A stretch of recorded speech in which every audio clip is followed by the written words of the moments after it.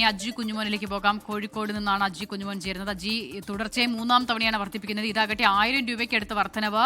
സാധാരണ നിലയിൽ ഈ വൻകിട ഹോട്ടലുകൾ അല്ലാത്ത ആളുകളുണ്ടല്ലോ, ഹോട്ടൽ വ്യവസായമൊക്കെ ബന്ധപ്പെട്ട്, അപ്പോൾ അവർക്കൊക്കെ പെട്ടെന്ന് താങ്ങാൻ പറ്റുന്ന ഒരു വർധനവുമല്ല ഇത്. അപ്പോൾ അജി ഉള്ളത് ഒരു ഹോട്ടലിലാണെന്ന് തോന്നുന്നു. എങ്ങനെയാണ് അവരൊക്കെ പ്രതികരിക്കുന്നത്? അസിത, ഹാഷ്മി, തീർച്ചയായിട്ടും ഞാനുള്ളത് ഒരു ഹോട്ടലിലാണ്. ഈ കോഴിക്കോട്ടെ ഇന്നത്തെ വില നോക്കുകയാണെങ്കിൽ 3117 രൂപ 50 പൈസയാണ് ഈ വാണിജ്യ സിലിണ്ടറിൻ്റെ വില. അത് വലിയ തലത്തിലുള്ള ബുദ്ധിമുട്ട് ഹോട്ടൽ ഉടമകൾക്ക് ഉണ്ട്. പ്രത്യേകിച്ച് വാണിജ്യ സിലിണ്ടറിൻ്റെ വില മാത്രമല്ല, മിൽമ പാലിന് ഇന്ന് വില കൂടുന്നുണ്ട്. അപ്പോൾ അതും വലിയ തരത്തിലുള്ള തിരിച്ചടിയാവുന്നുണ്ട്. എന്നോടൊപ്പം ഉള്ളത് Kerala hotel and restaurant association Kozhikode ജില്ലാ പ്രസിഡന്റ് സന്തോഷ് കുമാർ US ആണുള്ളത്. ഈ വാണിജ്യ സിലിണ്ടറിൻ്റെ വില കൂടിയത് വലിയ തരത്തിലുള്ള തിരിച്ചടിയായിട്ടില്ലേ? തീർച്ചയായിട്ടും ഈ യുദ്ധത്തിൻ്റെ പശ്ചാത്തലത്തിൽ വിലകളൊക്കെ വർദ്ധിക്കും എന്നുള്ളൊരു ഞങ്ങൾ മാനസികമായിട്ട് ഞങ്ങൾ അഡ്മിറ്റ് ചെയ്ത കാര്യങ്ങളായിരുന്നു. പക്ഷേ ഇത്രത്തോളം ഞങ്ങൾ പ്രതീക്ഷിച്ചിട്ടില്ല. ഒരു 200 രൂപ 300 രൂപ ഇതൊക്കെ സ്വാഭാവികമായിട്ട്. കാരണം നമ്മൾ ഈ കഴിഞ്ഞ മാർച്ച് മാസത്തിൽ 150 രൂപ ഒരു സിലിണ്ടർ വർദ്ധിച്ചു. ഏപ്രിൽ മാസത്തിൽ 200 രൂപ വർദ്ധിച്ചു.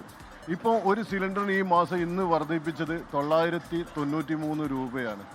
അപ്പോൾ 993 രൂപ എന്ന് ഇപ്പം പറയുന്ന സമയത്ത് 50% വില വർദ്ധിച്ചു കഴിഞ്ഞു.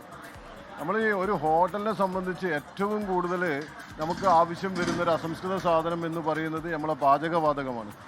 കാരണം ഒരു ചെറിയ കടയാണെങ്കിലും പോലും വലിയ കടയാണെങ്കിലും രാവിലെ ചായ കൊടുക്കണമെങ്കിലും അല്ലെങ്കിൽ ദോശ കൊടുക്കണമെങ്കിലും ഈ ചായക്ക് സ്റ്റൗ ഓൺ ചെയ്ത് കഴിഞ്ഞാൽ കട തുറക്കുന്നതിന് അരമണിക്കൂർ മുമ്പ് 30 മിനിറ്റ് മുമ്പെങ്കിലും മിനിമം സ്റ്റൗ ഓൺ ചെയ്യണം. കട അടയ്ക്കുന്ന സമയം വരെ ആ തീ കത്തിക്കൊണ്ടേയിരിക്കണം.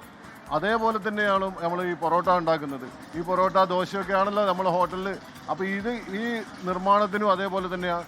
കട തുറക്കുന്നതിന് 1 മണിക്കൂർ മുമ്പ് ആ ദോശ അടുപ്പ് ഓൺ ചെയ്തിട്ട് കഴിഞ്ഞാൽ ദോശ കൊടുക്കാൻ കല്ല് ചൂടായി കിട്ടുള്ളൂ.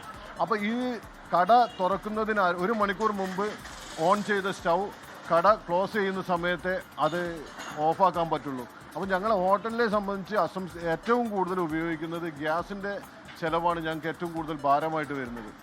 അപ്പോൾ ഇന്നത്തെ ഈ പശ്ചാത്തലത്തിൽ 50%-ലധികം ഗ്യാസിൻ്റെ വില വർദ്ധിച്ചു കഴിഞ്ഞു.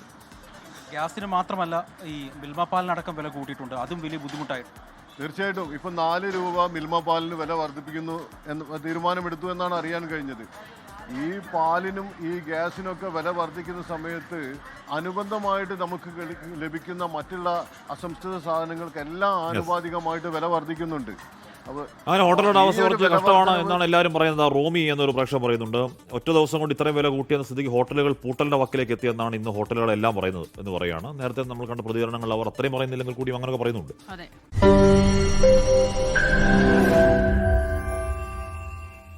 ലോകത്തെവിടെയായാലും ഏത് സമയത്തും 24 വാർത്തകളും ഓഗ്മെന്റഡ് റിയാലിറ്റി പാക്കേജുകളും എക്സ്പ്ലെയിനറുകളും വിശദമായി കാണാൻ ഞങ്ങളുടെ YouTube ചാനൽ നിങ്ങൾക്ക് സബ്സ്ക്രൈബ് ചെയ്യാം.